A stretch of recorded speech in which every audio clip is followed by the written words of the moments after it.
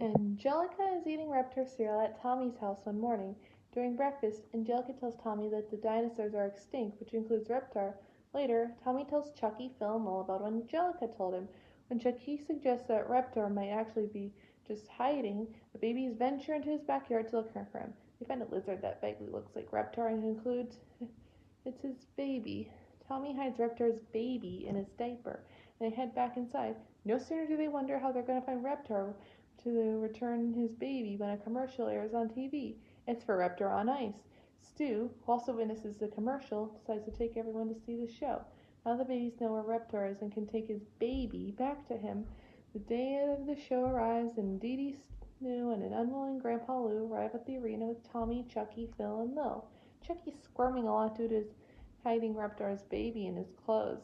Dee Dee notices Chucky squirming and is concerned, but Stu says that Chaz has a hard time sitting down when he was a kid. Chucky asks Tommy to take the lizard for a while, telling him it keeps going down to his pants. Tommy hides the lizard Saurus in his diaper. Backstage, the actor named Leo, who's playing the role of Reptar, is expressing his thorough dislike of the show to his boss. He points out that the kids look up to Reptar, even though the real Reptar destroys cities. In addition, Leo also says he hates kids and lizards and can't even skate. How and why he took this job is a mystery. Soon the show starts, and while Stu and Dee Dee quickly find themselves bored, Grandpa Lou ends up enjoying it enormously. Chucky asks if Tommy wants to return Reptar's baby now, but Tommy says Reptar is busy right now demolishing a city, so they'll do it later. The show progresses, and while Stu and Dee Dee have fallen asleep, Grandpa Lou is moved to tears by the love story between Reptar and a human reporter. Tommy thinks now is a good time to give Reptar the lizard, but he's vanished. Right now, it's a musical number exclusive to the soldiers while the Reptar actor takes a quick break backstage, but the babies don't know this. They venture out into the ice and grab onto the legs of some of the soldiers. The soldiers spin in circles while in a formation, which the babies find great fun, except for Chucky. At the dramatic moment, Chucky lets go and crashes into Reptar, halting the show. Reptar's co-star tells him to do something and look at the other babies side up. Frustrated, Reptar improvises a little song. Hey look, it's some kids on the ice. What a dinosaur to do when there's kids on the ice. Quick, somebody calls their mom. Grandpa Lou notices the babies on the ice and quickly wakes up Dee Dee and Stu. When Reptar waits for somebody to collect the babies, he quietly asks Tommy what he's holding in his hands. Tommy opens his hands, revealing the lizard. Reptar screams and flees in terror when he sees the lizard, bumping into his fellow actors. Stu arrives and picks up Tommy. The lizard crawls into Stu's pants, which causes him to fall flat on the ice. Stu never drops Tommy, however, so the audience laughs and cheers. Tommy holds the lizard and laughs as well. Stu and Howard, the fathers, play a game of charades against Dee Dee and Betty, the mothers, called Fathers versus Mothers. Stu's acting like a wolf, while Howard has a difficult time guessing what Stu is supposed to be. Howard is finally able to figure out that Stu is a wolf when he howls and growls. Dee Dee yells at Stu for cheating, but Betty tells her not to sweat because time is nearly up. Next, Stu begins to dance with an imaginary partner while Howard guesses random phrases like wolf trot, skip to my wolf, and skipping on wolves. Howard thinks the answer is Steppenwolf. Time runs out and Betty gives the correct answer, Dances with Wolves. Howard admits he never saw the film and thought it was a musical. Stu argues with him about the film and then about the team-up. Howard says that he doesn't have to be insulted and storms out of the Pickles house. Dee Dee and Betty laugh at the men's reactions, but when Dee Dee playfully insults Howard's intelligence, Betty takes offense and the two also end up arguing before Betty leaves for home in a huff with the DeVille twins. Later, Stu is building up the fence to keep the DeVilles away, with Tommy and Chucky confused about this turn of events. As they watch, Dee Dee hands a bunch of gardening equipment to Chaz and demands that he and Betty return the recipe cards she borrowed from Dee Dee. Tommy realizes he won't be allowed to play with Phil and Lil anymore, and he and Chucky become sad and try to do something about it. Tommy notices the telephone, what the babies call the hello phone, and tries to call the DeVilles, randomly pressing buttons in the process.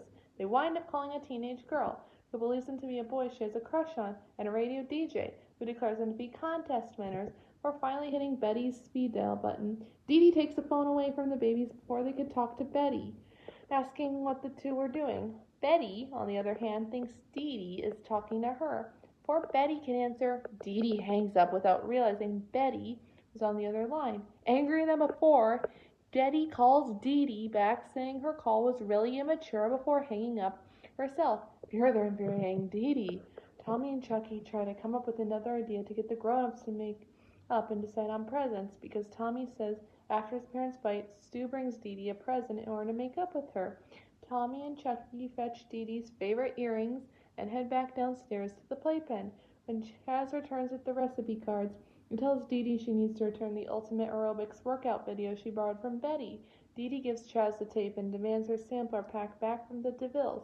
Chaz decides to take Chucky with him so he can spend some more time with Phil and Lil now. While at the DeVilles' house, Chucky gives the earrings to Phil and Lil and explains Tommy's plan. The twins think it's a great idea and put the earrings in the kitchen before leading Chucky to their parents' room to find a gift for their own. Meanwhile, Betty hands Chaz the sampler pack, which has been in her refrigerator since 1976. She remarks it still smells like the bicentennial party.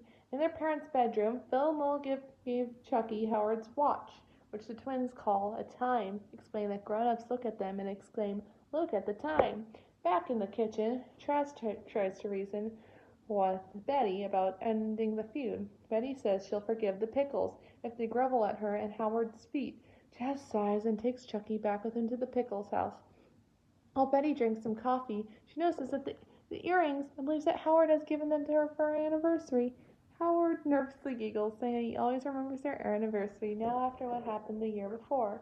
Back at the Pickles' house, Dee Dee smells the contents of the sampler pack, asking if Betty kept rotting fish sticks in there. Chaz tries to reason with Dee Dee and Stu about ending the fight.